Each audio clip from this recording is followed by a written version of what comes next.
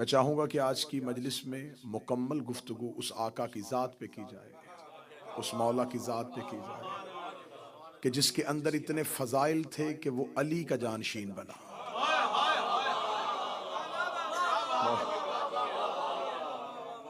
ये अली ही को ज़ेबा था कि वो रसूल की जगह पे बैठते, और ये इमाम हसन को ज़ेबा था कि वो अमीर अल मोमिनीन की जगह पे बैठते। इस आका, इस मौला जिनकी सखावत, जिनका इल्म, जिनका शुजाअत, जिनकी फसाहत, जिनकी बलागत भरी हुई है किताबें उन वाक़यात के साथ, जिस एक एक वाक़े से पता चल जाता है कि इमाम हसन किन खसूसियात और किन औसाफ़े हमीदा के मालिक थे। कभी भी इमाम हसन का तकाबुल हम शिया मिंबर से नहीं पढ़ते, और वैसे भी तकाबुल बनता ही नहीं। मैं सतर कहने लगा हूं जो इमाम हसन की आमद से वाकिफ है, जिनको मौला इमाम हसन का जो जश्न मनाते हैं उनके लिए सतर पढ़ने, जो रमजान के दरमियान में दो नमाजों के दरमियान भी उतरने के लिए ज़हरा का मुसल्ला मांगे। बादशाह हुसैन इन हाथों को सलामत, शहजादी कौनैन इन हाथों को सलामत।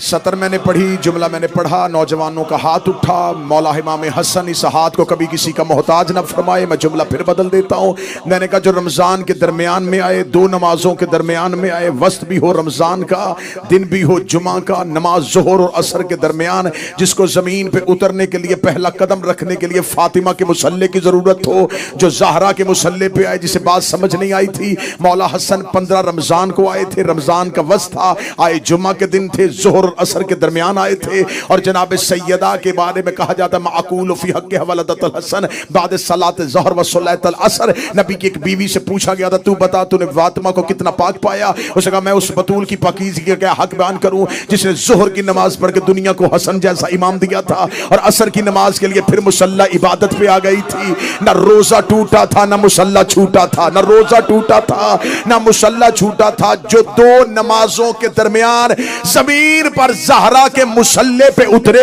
मैं उसका तकाबुल उसके साथ कैसे पढ़ूं जिसकी वल्दियत में 4 लोगों में झगड़ा हो जाए? क्या तकाबुल पढ़ा जाए?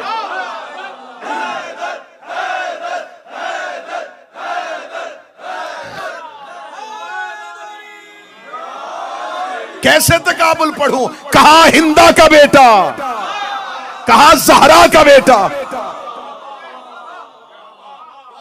कहां पिसरे अबू सुफियान, कहां पिसरे अली। ना ये तकाबुल बनता है। और ये जुमले मेरे नहीं है, बाखुदा मैं मौला इमाम हसन की मजलिस के मौके पर कह रहा हूं, ये जुमले मेरे नहीं है। शाम के दरबार में मुआविया बिन अबू सुफियान ने मौला हसन से कहा था, ए हसन अना खैरु मिनक, मैं तुझसे बेहतर हूं। ये लफ्ज कहे मुआविया ने दरबार शाम, हसन मैं तुमसे बेहतर हूं। इमाम हसन मुस्कुरा के कहने लगे, मैं तेरा तकाबुल कर ही नहीं सकता, तेरी मेरी बराबरी कैसी? मैं तो तुम्हें यह भी नहीं कह सकता कि मैं तुमसे बेहतर हूं, क्योंकि तकाबुल होता है मिलने वालों के दरमियान, जिनके कुछ औसाफ मिलते हैं। ये जुमले हजरत इमाम हसन के, उसे गाना खैर मिन का। इमाम हसन ने फरमाया, मैं तुमसे ये भी नहीं कह सकता। कहां आसमान, कहां जमीन, कहां तहारतों का मरकज, कहां निजाजतों का मंबा। जो हाथ नहीं उठा, कहां बनी हाशिम का चश्मे चरा, कहां बनी उमैया का नसूर। जो हाथ अभी भी नहीं उठा, कहां शजराए तैयबा, कहां शजराए खबीसा।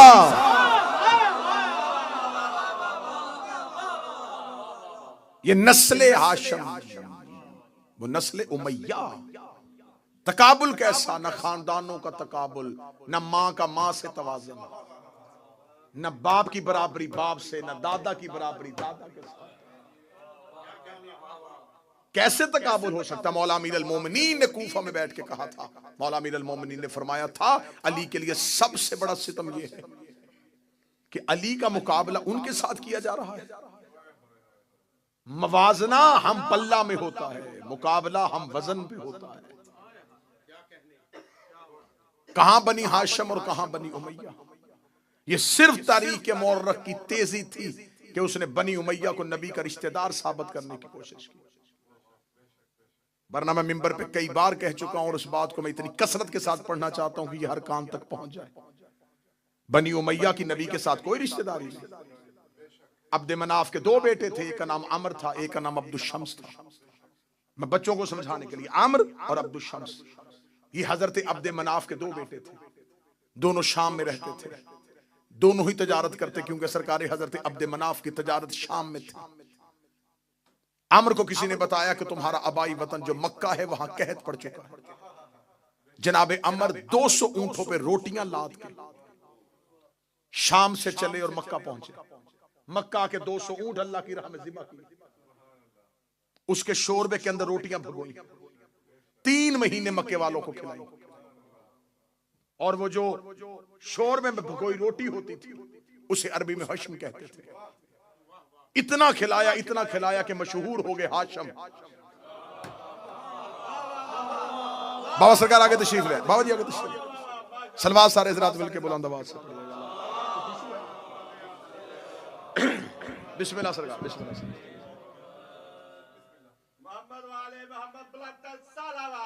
अल्लाहुम्मा सल्ली अला मुहम्मद व आले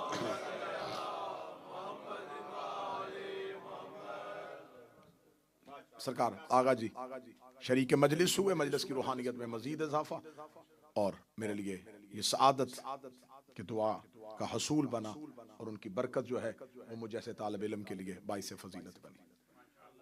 इतना खाना खिलाया कि मशहूर हो गए।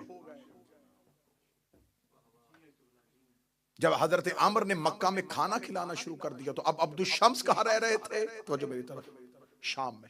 अब्दुल शम्स शाम में थे, आमर कहां आ गए? मक्का में। खाना खिलाना शुरू कर दिया। अब मक्का के लोगों ने जनाब हाशिम को जाने नहीं दिया। मतवल्लियत काबा हजरत हाशिम के पास थी, खाना काबा की चाबियां हजरत हाशिम के पास थी। हर साल हज करने वालों के आने का इंतजाम अकेले हजरत हाशिम का। पूरे मक्का और हजाज में हजरत हाशिम की सखावत मशहूर हो गई। सरकार हजरत अब्दुल शम्स का शाम में इंतकाल हो गया। अब्दुल शम्स के घर में एक कनीज रहती थी। वो कनीज एक बच्चे को अपने साथ लेके आई थी। अब्दुल शम्स के मरने के बाद उस बच्चे ने दावा कर दिया कि मैं अब्दुल शम्स का बेटा हूं, जबकि वो कनीज जो काम करने के लिए अब्दुल शम्स के घर में रहती थी उसका बेटा था। उसका नाम था उमैया। जब इसे खबर हो गई कि जो मेरा चचा जिसका नाम अम्र था वो मक्का में जाकर रईस है और मक्का की सरदारी उसके पास है, इसने मक्का में आकर दावा किया कि मैं अब्दुल शम्स का बेटा हूं। सरकार हजरत हाशिम ने कहा ये झूठ है, ये बहतान है। अगर ये मेरे भाई अब्दुल शम्स का बेटा है तो इसे कहो खाना काबा के करीब जाए और दीवार काबा पे हाथ रख के इस बात की गवाही दे। जब यह दीवार काबा के करीब जाना शुरू हुआ तो मक्का के लोगों ने इसकी शक्ल को एक जानवर की शक्ल में देखना शुरू किया। लोगों ने मक्का से इसको निकाल दिया और ये दोबारा शाम पहुंच गया।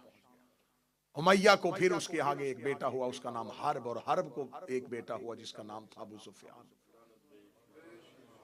खानदाने बनु हाशिम के साथ कोई ताल्लुक नहीं, खानदान रसूल के साथ कोई ताल्लुक नहीं। अब मैं हजरत इमाम हसन का एक हमला पढ़ने लगा। वैसे तो शुजात हजरत इमाम हसन पढ़ने के लिए एक ही जुमला काफी है कि अब्बास हसन के शागिर्द थे। इसके बाद ना भी पढ़ा जाए हजरत इमाम हसन की शुजात तो इसी में बंद है। हजरत अबुल फजल अब्बास इमाम हसन के शागिर्द।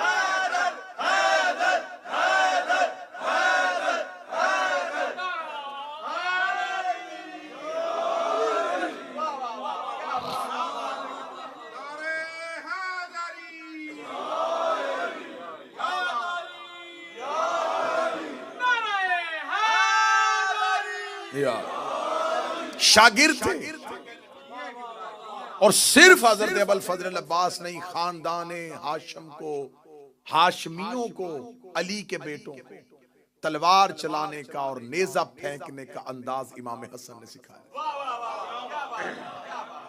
बाबा जी आज मौर्रख बहस कर रहा है, हसन को लड़ना नहीं आता था, हसन लड़ते नहीं थे, हसन को जंग करनी नहीं आती थी। इमाम हसन सुलह पसंद थे, धीमे मजाज के मालिक थे, हसन लड़ते नहीं थे, हसन लड़ते नहीं थे। हमें तेरे अंदर के दर्द का पता है, तूने इसलिए कहा कि हसन लड़ते नहीं थे। तुझे हसन की शुजाअत से तकलीफ इसलिए है कि जमल में ऊंट की टांगे हसन ने काटी थी। जंगे जमल में ऊंट की टांगों को जिसने काटा वो इमाम, जिसने हौदत को जमीन से गिरने से पहले संभाला वो इमाम हसन, जिसने जंगे सफीन में अकेले ने फुरात का घाट खाली करवाया। मैं हमला पढ़ देता हूं सरकार हजरत इमाम। जब मुआविया हुकूमत ले चुका और ये हाकम बन चुका शाम का, तो मौला इमाम हसन ने 6 शर्तें सरकार इससे कही थी। पहली शर्त कही थी कि तू कुरान और सुन्नत पर अमल करेगा, और ये शर्तें आज भी तारीख में लिखी हुई। जो शराइत के साथ इमाम हसन ने सुलह की, मुआहिदा किया, वो शर्तें हैं। देखिए सुलह कहना गलत होगा, ये मुआहिदा था। सुलह तब होनी थी अगर शर्तें पूरी होती। पहले शर्त रखी ना, इमाम हसन ने कहा मेरी शर्त है, ये शर्तें पूरी करो, सुलह।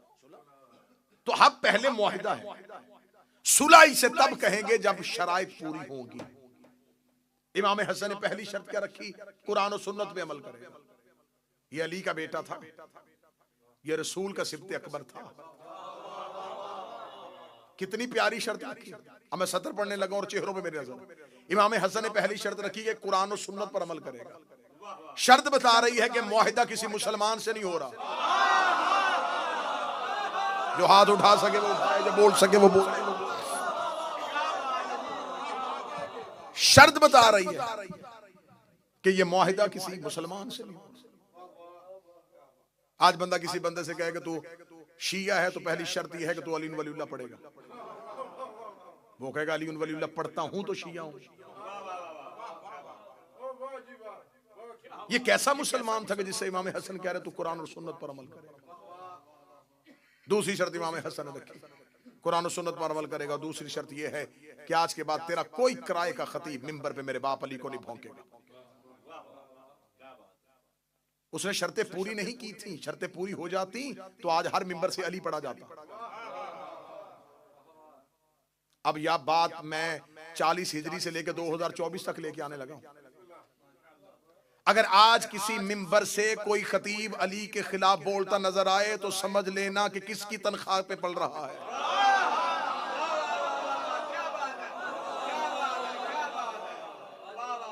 मिंबरों पे अली पे भौंकना हिंदा के बेटे की तनख्वाह थी।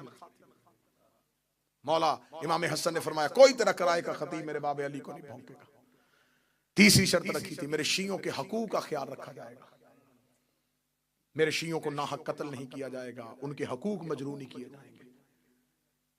क्यों? मौला इमाम हसन बचा रहे थे, अपने नौकरों को बचा रहे थे, अपने असहाब बचा रहे थे करबला के लिए। जमीन साजी कर रहे थे इमाम हसन। इमाम हसन मुश्तबा ने ये शराइत रखी। और अगर आप तारीख को बगौर उसका मुतालिया करें, कैसी कैसी शख्सियात का कत्ल हुआ था उस दौर में। हुजर इब्ने अदई जैसे, रुशैद हजरी जैसे लोग, अब्दुल्ला इब्ने मसऊद जैसा लोग, मुफस्सिर कुरान जिसने तफसीर अली से ली थी, जो मुफस्सिर कुरान था। मुआविया ने उसे अपने दरबार में खड़ा करके छड़ियों के साथ मरवाना शुरू किया। बूढ़े थे और सिर्फ बेटियां थी, उनकी बेटा कोई नहीं था। जमीन पे जख्मी गिरा पड़ा था ये अली का सहाबी, ज़ईफ। और मुआविया तक से नीचे उतर के करीब आके कहने लगा क्या फायदा हुआ अली की मोहब्बत का, अभी थोड़ी देर के बाद मर जाएगा, दुनिया में तेरी बेटियां अकेली रह जाएंगी, कैसे अपना मुआश का बंदोबस्त करेंगी, कैसे जमाने में जिएंगी। अब्दुल्ला इब्ने मसऊद ने आंखें बंद होते हुए आंखें खोल के कहा मेरी बेटियों के रिस्क की तुझे क्यों परवाह है। और ये जो आज वजीफा पढ़ा जाता है कि किसी घर में रिस्क की कमी हो तो उस घर की मस्तूर को चाहिए कि रात को सोने से पहले सूरा वाक़िया पढ़े। ये वजीफा अब्दुल्ला इब्ने मसऊद ने बताया था। अब्दुल्ला इब्ने मसऊद ने फरमाया तू मेरी बेटियों के रिस्क की फिक्र न कर, वो अली के कहने के मुताबिक रात को सोने से पहले सूरा वाक़िया पढ़ के सोती है। इसे कहते हैं सहाबी मरता हुआ भी अली की हदीस बयान कर रहा है। दुश्मन के दरबार में अली की हदीस पढ़ा और उसने ठोकर मार के कहा चल फिर मरना ही चाहता है तो तूने कुरान पे इतनी खिदमत की है, तेरी तफसीर कुरान पे इतनी खिदमत है, चल मैं तुझे इतना जरूर अजर दूंगा कि तूने कुरान के लिए बड़ी खिदमत की है। मैं तुझसे पूछना चाहता हूं तू कैसे मरना चाहता है? तेरी खिदमत के एवज में तुझे इतनी छूट दे देता हूं, तू जिस तरह मरना चाहे मैं तुझे वैसे मारूंगा। तू कैसे मरना चाहता है?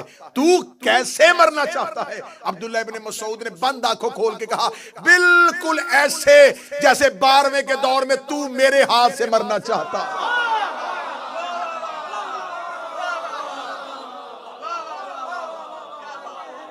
बिल्कुल ऐसे। पीर सादिक शाह जी आगे तशरीफ ले आए सरकार। बिल्कुल ऐसे ही जैसे मेरे 12वें के दौर तू मेरे हाथ से मरना चाहता।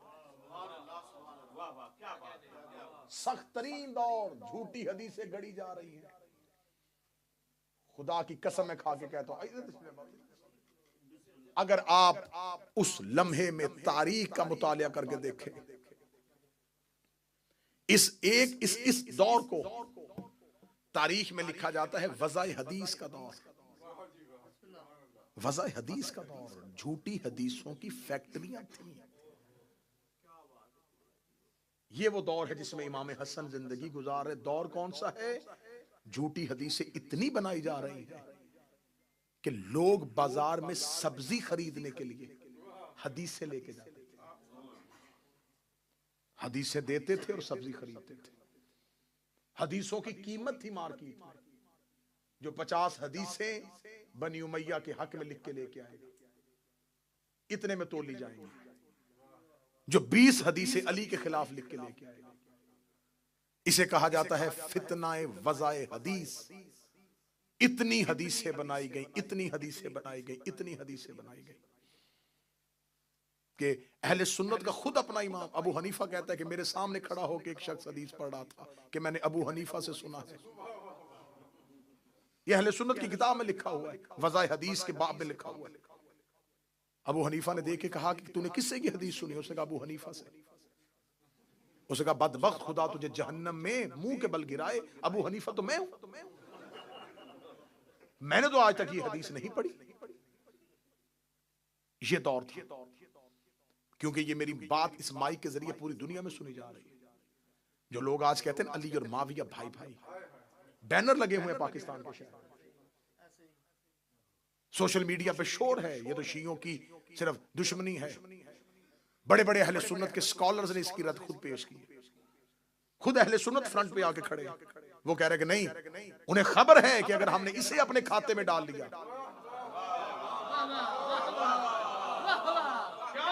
फिर यहां से तो खोज शुरू होगी। लिहाजा जो पढ़े लिखे सुन्नी है वो यजीद से पहले ही मोहतात हो गए थे, यजीद से पिछले दौर से ही मोहतात हो गए थे। वो कहते सिर्फ यजीद को खाते पे ना डालो, यजीद को फेंको और इससे पहले मुआविया को भी फेंको, ताकि पूरे बनी उमैया से हम सबकदोश हो जाएं, बनी उमैया से हमारे हाथ पीछे हो जाए। पढ़े लिखे अहले सुन्नत स्कॉलर जो पुराने लोग थे वो नहीं मानने के लिए तैयार थे। उन्हें खबर थी अगर हमने इसे मान लिया फिर पूरी की पूरी खिलाफत गई। अगर हमने इसे अपने खाते डाल लिया तो इसने अपने दौर में इतना कुछ किया हुआ है, वो सब कुछ हमें मानना पड़ेगा। जितनी अहले सुन्नत की किताबें हैं हदीस की, चाहे वो मुस्लिम हो चाहे वो बुखारी हो, ये सब के सब शागिर्द हैं निसाई के। जाए जाके किताब उठा के देखें और अहले सुन्नत को मैं चैलेंज करके कह रहा हूं, मुझे बताएं कि इमाम नसाई का कत्ल क्यों हुआ था, उसे क्यों मारा गया था? जब उसने खड़े होके अहले बैत के फजाइल पढ़ने शुरू किए तो मजमे में से एक बंदा उठा और उसने कहा तू अली के फजाइल, अली की हदीसें पढ़ी जा रहा है, क्या तेरे पास मुआविया के हक में कोई हदीस नहीं है? तो इमाम नसाई ने वहीं खड़े होकर कहा हाँ मेरे पास मुआविया के हक में एक हदीस है कि नबी ने कहा था कि खुदा तेरा पेट ना भरे। और ये आज भी हदीस सही मुस्लिम में पड़ी हुई, आज भी हदीस पड़ी हुई कि रसूल अल्लाह ने उसे बद्दुआ दी थी कि खुदा कभी भी तेरे पेट को ना भरे। जब निसाई ने ये जुमला कहा तो लोगों ने उसे उतार के कहा बाखुदा ये शिया है, और उसे मारना शुरू किया। और इसी हालत में, जख्मी हालत में उसे लोग ले गए और उसको जाके मक्के में दफन कर दिया और वो मर गया। फितना वज़ा हदीस हो रहा है। उस दौर में इतना तंग कर दिया गया है कि लोगों को वही इस्लाम पढ़ाया जा रहा है जो बनी उमैया दे रहे हैं। इस दौर में इमाम हसन का एक हमला पड़ने लगा। मौला हसन ने 5वीं शर्त रखी थी कि देख, तू अपनी जिंदगी तक खिलाफत करेगा, हुकूमत करेगा, लेकिन तू अपने मरने के बाद अपने बेटे को वली अहद नहीं बनाएगा। इसने अपनी जिंदगी में अपने बेटे के लिए हालात ठीक करने शुरू कर दिए। खुरासान में बैत लेनी शुरू कर दी, कूफे में बैत लेनी शुरू कर दी, बसरा में बैत लेनी शुरू कर दी। खबर इमाम हसन को मदीने पहुंची और ये मुआहिदा होने के 4.5 या 5 साल के बाद की खबर पहुंची कि इसने तो बैत लेनी शुरू कर दी। इमाम हसन अलैहिस्सलाम मदीने से एक गुलाम के साथ अकेले शाम आए। मैं जंग पढ़ने लगा हूं। इमाम हसन, कोई लश्कर नहीं, कोई फौजी नहीं, कोई सिपाही नहीं, अकेले हजरत इमाम हसन एक गुलाम को साथ लेकर मदीना से निकले। आगे जी शाम मुखबरों ने जाकर दरबार में खबर दी, हसन शाम पहुंच गए। और वो शाम के सदर दरवाजे पे आ गए। कहा जल्दी करो, मेरे दरबार को भरो लोगों से, हसन के पहुंचने से पहले मेरा दरबार भर दिया जाए। मैं ऐन ही तारीख पढ़ने लगा, बिल्कुल हरफ बहरफ तारीख पढ़ने लगा। इसका जब तक हसन शाम के सदर दरवाजे से दरबार तक पहुंचे, दरबार खचाखच भर दो मेरे खुशामदीयों के साथ, सारा मजमा मेरा हो, ताकि हसन को पता चल जाए कि मेरी हुकूमत शाम में कायम हो चुकी है। इसने पूरा दरबार खचाखच भर दिया। इसके किराए के लोग खुशामदी सारे के सारे दरबार में इकट्ठे होकर गलियों में मनादी करवानी शुरू कर दी कि जितनी जल्दी हो सके शाम के सदर दरवाजे से इमाम हसन बढ़ के दरबार की तरफ आ रहे हैं, जल्दी पहुंचो। जामिया मस्जिद उम्मी में लोगों का रश हो गया, इतना दरबार भर चुका था। सारे के सारे खुशामदी और इमाम हसन चलते चलते दरबार की जानब आ रहे थे। इमाम हसन के आने से पहले इसने अपने किराए के खतीब को खड़ा किया। किराए के खतीब को खड़ा करके इसने कहा, चल तू खानदान बनु उमैया के फजाइल पढ़ने शुरू कर दे। किराए का खतीब उठा और उसने खानदान बनी उमैया के फजाइल पढ़ने शुरू कर दिए। इधर इमाम हसन का जब पहला कदम दरबार में आया तो ये इमाम हसन को ये तासुर देना चाहता था कि हमें तो नहीं पता था कि आप आ रहे हैं, आपके आने से पहले ही लोग खानदान उमैया के फजाइल सुन रहे थे और हमारा खतीब खानदान उमैया के फजाइल पढ़ा था। किराए का खतीब ऊंचाई पे खड़ा हुआ खानदान बनी उमैया के फजाइल पढ़ा था।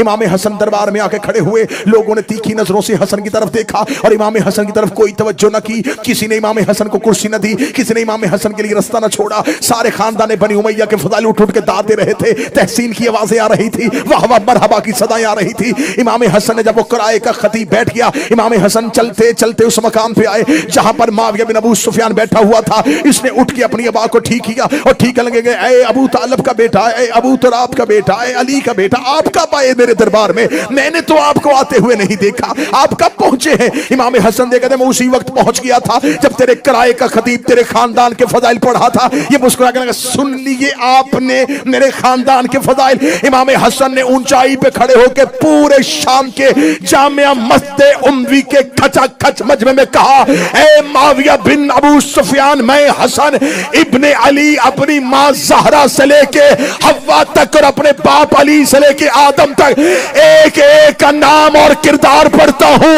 और ऊंची आवाज में पढ़ूंगा। अगर तुम में जुर्रत है मेरे कान में आके अपनी मां का किरदार सुन।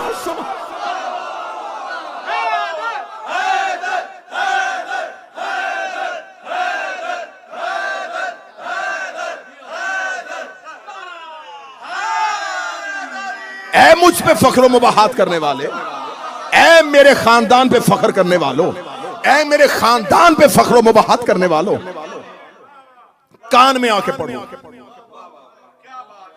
दरबार में सन्नाटा तारी हुआ, खामोशी तारी हुई। खामोशी का तारी होना था। इमाम हसन ने यूं मजमे की तरफ देखा, पहला ही जुमला इतना सख्त था। लोगों ने कहा ये कौन है जिसने दमिश्क के हाकिम को इतना बड़ा जुमला कह दिया? हाकिम अभी तख्त पे लर्जा बर आदम था और चेहरे पे मौत की जर्दी थी। इमाम हसन ने कहा जो मुझे जानता है वो जान ले, जो नहीं जानता वो सुन ले। अना हसन इब्ने अली। मैं हसन अली का बेटा हूँ, मैं अबू तालब का बेटा हूँ, मैं ज़ुर्रियत इब्राहिम हूँ, मैं नस्ल इस्माइल हूँ, मैं शजरा तैयबा का समर हूँ, मैं फर्जंद इब्राहिम हूँ, मैं फर्जंद इस्माइल हूँ, मैं सफ़ा का बेटा हूँ, मैं मरवा का बेटा हूँ। इतना कहते कहते इमाम हसन के जुबान से जुमला निकला, मैं चाहूँ तो इराक को शाम कर दूँ, मैं चाहूँ तो इराक को शाम कर दूँ, मैं चाहूँ तो दिन को रात कर दूँ, मैं चाहूँ तो रात को दिन कर दूँ। पीछे से बंदा मजमा चीरता हुआ आगे बढ़ा और आगे बढ़ के लगा, मा अकाला हक हाफिज तू वो क्यों कह रहा है जो तू कर ही नहीं सकता। इमाम हसन ने तीखी हुई नजरों से पीछे मुड़ के देखा, फरमाया शर्म नहीं आती औरत हो के मर्दों में खड़ी, औरत हो के मर्दों में खड़ी है। फौरन जिस्म के खदोखाल तब्दील हुए, हैयत बदन तब्दील हुई। इनकलाब ईरान के बानी आगा खुमैनी ने एक तफसीर लिखी है कुरान की। उन्होंने अपनी कुरान की तफसीर में सूरह यासीन की इस आयत में इन्नमा अम्रुहु इज़ अरादा शैअन यक़ूलु लहु कुन फयकून, इसकी तफसीर करते हुए उन्होंने कहा कि अल्लाह कहता है कि जब मैं किसी चीज का इरादा करता हूं, मैंने हवाला दिया है, आगा खुमैनी ने अपनी तफसीर में लिखा, उसने कहा जब खुदा किसी चीज का इरादा करता है तो खुदा कहता है जब मैं इरादा करता हूं तो मैं कहता हूं हो जा तो वो हो जाती है। फिर उन्होंने इसके आगे तफसीर में लिखा कि ये बात मखलूक को समझाने के लिए है, वरना अल्लाह के इरादे कहने और होने में फासला नहीं होता। उन्होंने कहा अल्लाह के इरादे में, कहने में और होने में कोई फासला, कोई वकू नहीं होता। उसका इरादा ही उसका कहना है, उसका कहना ही उसका होना है, उसका इरादा ही उसका कहना है, उसका कहना ही उसका होना है। ये तफसीर हो गई कि अल्लाह का इरादा अल्लाह का कहना है, अल्लाह का होना है। मैं मर्जी के चौक में अपनी जुबान कटवाऊंगा। हसन ने शाम के दरबार में मुसल्ला बिछा के 2 रकत नमाज पढ़ के दुआ नहीं की कि मेरे अल्लाह इसे औरत कर दे, मेरे अल्लाह इसे औरत कर दे। हसन ने कह दिया वो हो गया।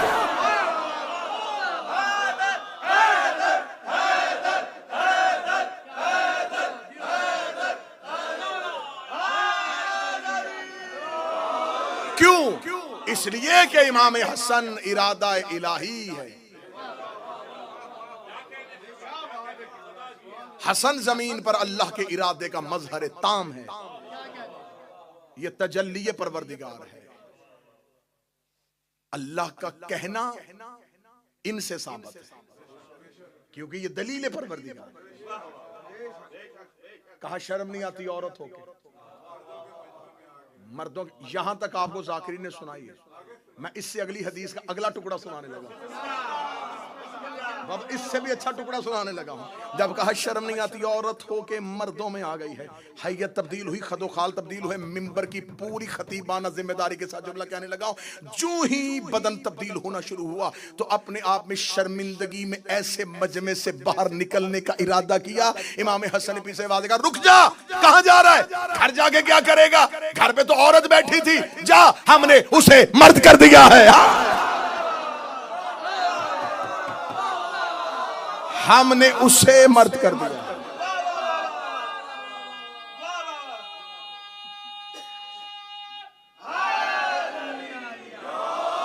आज से वो हाकम तू महकूमा, आज से वो हाकम तू महकूमा। इतना इमाम हसन का कहना था। अब पूरे दरबार में जब लोगों ने मोजज़ा देख लिया, अब एक मर्द को अभी अभी जिसने औरत बनते देखा हो, अब दूसरे की हिम्मत है। बिल्कुल खामोशी तारी हुई। जब बिल्कुल सन्नाटा तारी हो गया, हैबत हसन, हसन की हैबत ने शाम के महल को ऐसे पत्थर का कर दिया। अब इमाम हसन की आवाज जामे मस्जिद उम्वी की दीवारों से टकराई। फरमाया सुनो, लकड़ी के तख्त पे बैठ के फख्र करने वाले, इन्ना बेशक अल अर्शो हुसीरी, मोहम्मद ज़मीरी, अली अमीरी, हुसैन वजीरी व जबरील फकीर।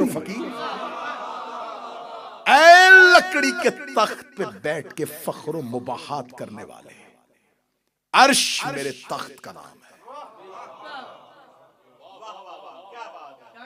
मोहम्मद मेरे जमीर का नाम है,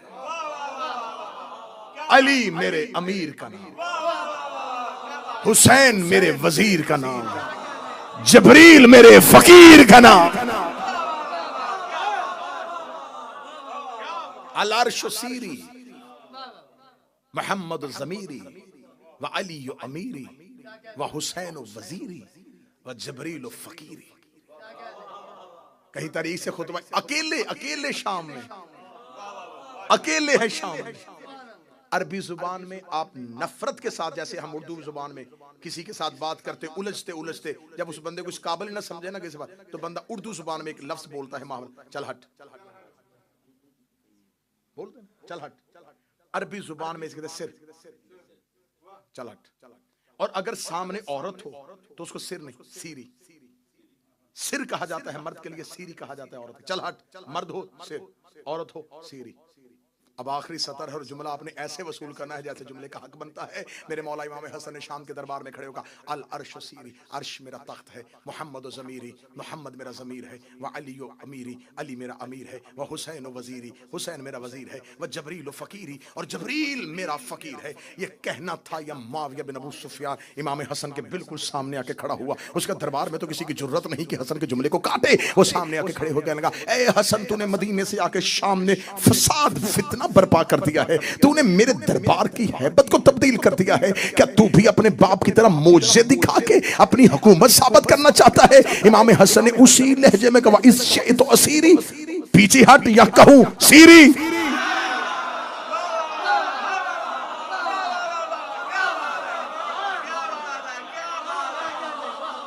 पीछे हटेगा या तुझे भी कहूं सीरी। और सीरी औरत के लिए कहा जाता है। रास्ता छोड़ या मैं कहूं सीरी। रास्ता छोड़ता है या तुझे कहूं सीरी। पूरी महफिल से इमाम हसन इस अंदाज से निकले और खड़े होकर कहा, खबरदार, मैंने तुझे कहा था कि अपने बाद अपने बेटे की वली अहदी की कोशिश न करना। अगर तुमने यजीद अपने बेटे को खलीफा बनाने की कोशिश की तो जान लेना मेरे भाई का नाम हुसैन है।